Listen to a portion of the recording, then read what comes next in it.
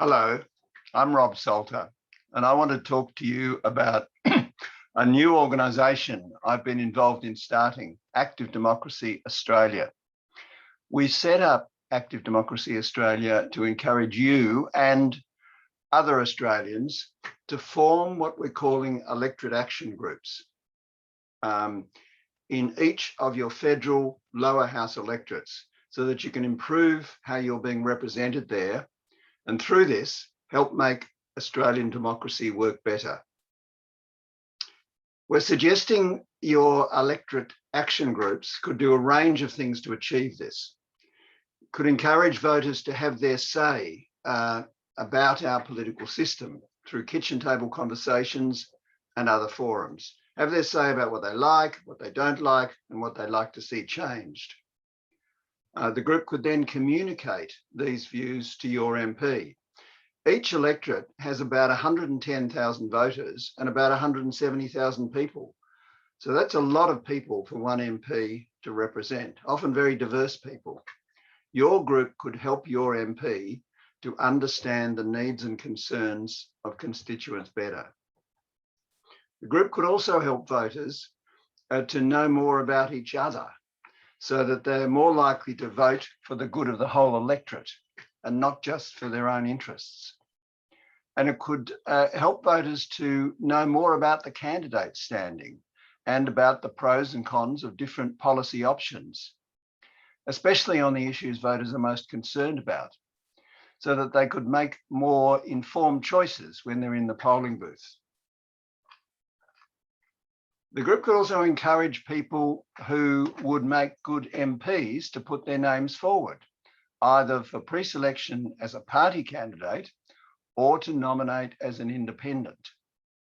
On the subject of independent candidates, excuse me, you're probably aware that most of the electorate groups formed so far, commonly known as voices groups, are focusing on replacing the existing MP with an independent.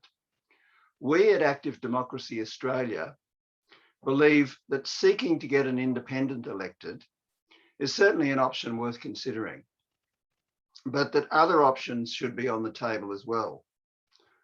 We see two possible problems with just focusing on getting independents elected. Firstly, it's actually very hard to do. Let's look at recent history. In the 4 general elections, plus a few by-elections going back to 2010, MPs have won election in their different seats a total of over 600 times, but only 12 of these wins, or less than 2%, have been by independents, even though hundreds of independents have stood in these elections. 7 of these 12 wins were in just 2 seats. To have any chance of winning, candidates usually need to get a primary vote percentage in the high 20s at least, and this has proved very difficult for independents to achieve. Perhaps the existence of voices groups will make some difference. We'll have to see. Generally speaking, though, the world's democracies in the modern era have been party-based democracies with just a scattering of independents. A second problem with just focusing on getting independents elected is that the issue tends to be framed as a choice between good independents and not good parties and party MPs. And this, I believe, is neither accurate nor useful. In the argy-bargy of everyday politics, we tend to forget about democracy's achievements. Across the world over the past century and a bit, these achievements have been hugely impressive.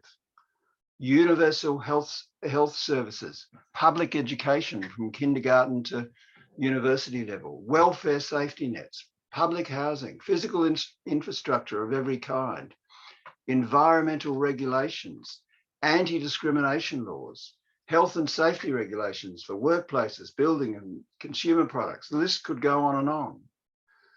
They have all been legislated and implemented by party-based democracies. So to argue that parties can't be a force for good in our lives simply flies in the face of historical evidence.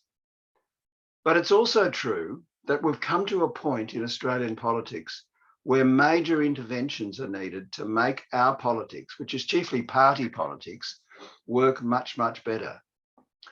What are the main problems with parties at the moment? Well, firstly, parties have become much less democratic.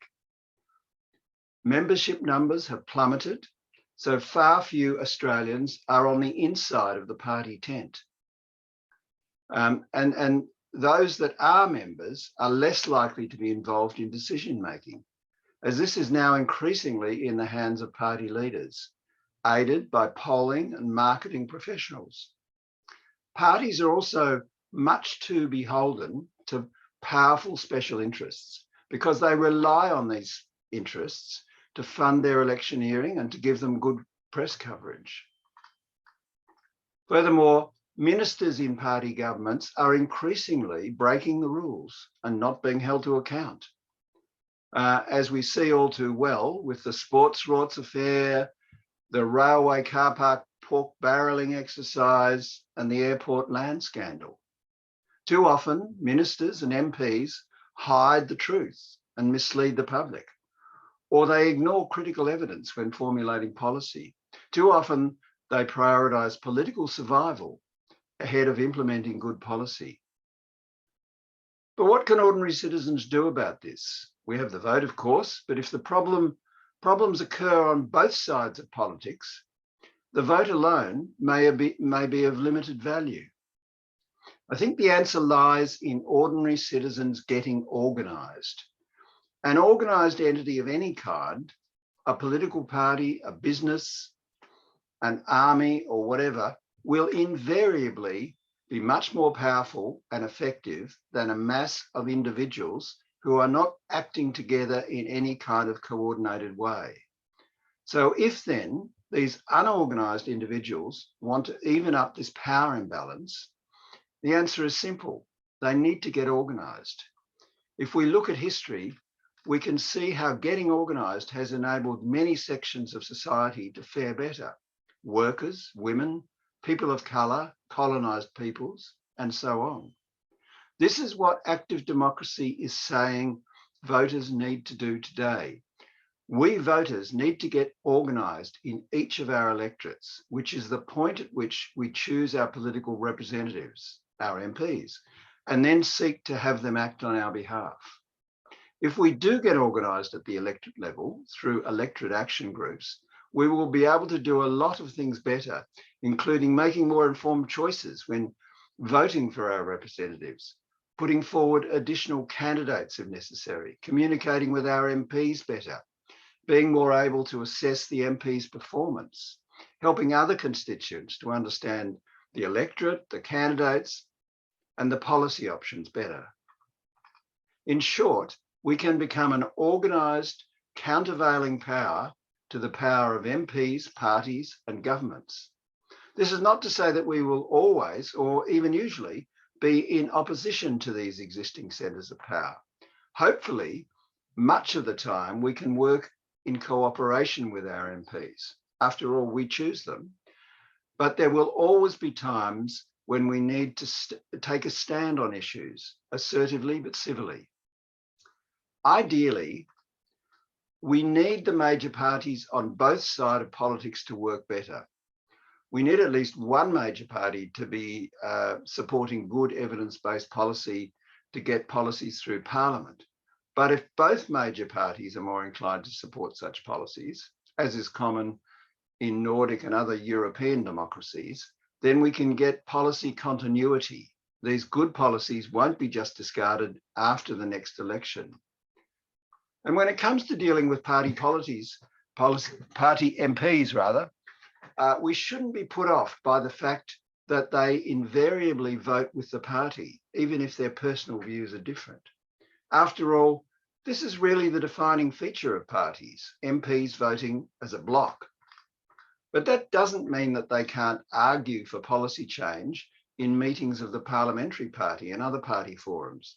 In fact, they do this frequently, and they do need to do it more. If, looking further into the future, we can get groups going in every or almost every electorate then we can become a force to be reckoned with. And this could be the time to put to party leaders that their parties should systematically consult voters in every electorate when they're formulating policies for the next election and when they're choosing candidates. There are tried and tested ways of involving voters in both these matters. The documentary filmmaker Michael Moore once said that democracy is not a spectator sport. It's a participatory event. If we don't participate in it, it ceases to be a democracy. We need to encourage our fellow citizens to get off the sidelines and into action. We think this can be done through electorate action groups in each electorate, and we invite you to form one in your electorate. You may like to start by checking out our website at activedemocracy.org.au. Thanks for your time today. Goodbye.